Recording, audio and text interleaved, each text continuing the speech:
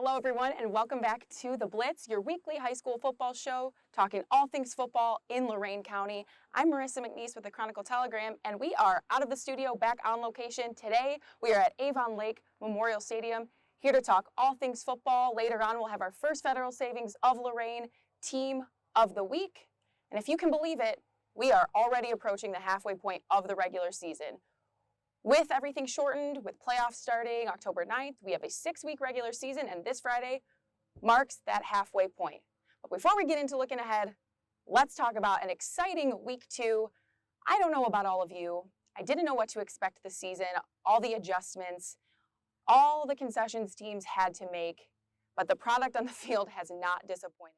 Now, it's only fitting, since we're here, let's kick it off with Avon Lake, the Shoremen, with a huge 63-14 win over Berea Mid-Park. A big win, especially after that tough double overtime loss to Avon in week 1. And it might seem a little silly to mention the defense right away on a night where a team scored 63 points, but the Avon Lake defense was so strong last season, and there were a few question marks going into this year. Would they be able to keep up that pace? They certainly did. A 42-yard pick six, 2 sacks, and that was just from Caden Vinecourt this week. So many big defensive plays from Avon Lake, but of course, with those 63 points, a lot of offense as well. Gage Dusler, 78 yards and 3 touchdowns, and quarterback Michael Corbo hit 6 different receivers. Really a well-rounded game for Avon Lake, a win they really needed, and my favorite thing to do is shout out the girls of the game. We had kicker Julia Hurd kick the point after on the final score of the game, and according to Coach Matt Kostelnik, that is the first female to score a point in program history. So shout out Julia, shout out all the girls of the game, a really good win for Avon Lake this week. Now let's switch gears to a team we don't often talk about on the Blitz, but they deserve mentioning nonetheless. Brookside, a huge 28-26 win over Wellington this week, the Cardinals' first win since week 4 of last season. It was a comeback win for Brookside. Wellington goes up 26-25 with just a couple minutes left in regulation, and the Cardinals drive down the field, and Matthew O'Donnell kicks a 38-yard field goal with 2 seconds left to give the Cardinals the win. Okay, Avon Lake fans, I hate to do it to you on your home turf, but it would not be an episode of The Blitz if we did not talk about the Avon Eagles, who picked up another big win over a very tough SWC program, Olmsted Falls, this week, 35-32. Another big win, but another shaky start for the Eagles, who seem to be able to overcome just about anything. Few turnovers, trading leads back and forth, but finally in the last few minutes, Nico Pappas hits Devin Hunter for an 18-yard touchdown.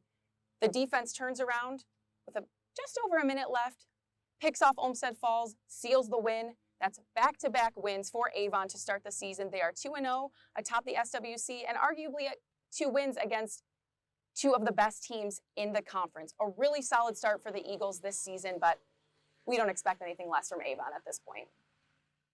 Let's look at some other scores from around the county in week 2. We have Keystone over Columbia, 53-28. Keystone, a team to keep an eye on in the Lorain County League. They won the conference's first championship last season and don't seem to have missed a beat heading into 2020. Amherst, 43-21 over Midview. We have Strongsville topping Elyria 21-12 after Elyria's big win over Elyria Catholic in week 1. Firelands 26-3 over Black River, and finally Clearview 42-12 over Oberlin. Okay, now we have to pick our first Federal Savings of Lorain Team of the Week. It was a little tough this week. Handful of contenders, certainly Avon Lake, a huge win over Berea Mid-Park. I don't know if I could have picked Avon while standing here at Avon Lake Memorial Stadium, but certainly the Eagles up there as well with that big win over Olmsted Falls. But I decided to mix it up, and this week's first Federal Savings of Lorain Team of the Week are the Brookside Cardinals. A 28-26 win over Wellington, a conference opponent, and the Cardinals' first win since week 4 of last season. It's a great win for the program, really a stepping stone as they work in their new system with a new coach, trying to find their identity a little bit, but a big win nonetheless for Brookside, who is our first Federal Savings of Lorain Team of the Week. Now let's look ahead to week 3. Again, the halfway point of the season. I can't believe we made it this far. Thrilled about it. We weren't sure what the pandemic was going to do to football this year, but we've made it. Our 6-week regular season has reached its halfway point, and let's look ahead at what you can hear this week on WEOL. On the radio in Stream 1, we have Bay at Elyria Catholic, a big rivalry game. Elyria Catholic back on the field after a tough loss to Elyria in Week 1. You can hear that one on the radio on WEOL. On Stream 2, we have Black River at Keystone. You can find that game on WEOL.com.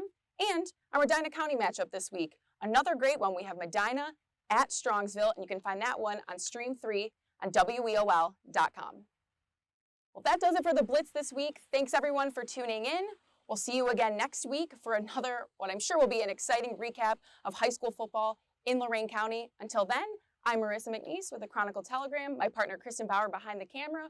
We're here from Avon Lake Memorial Stadium, and we'll see you next week.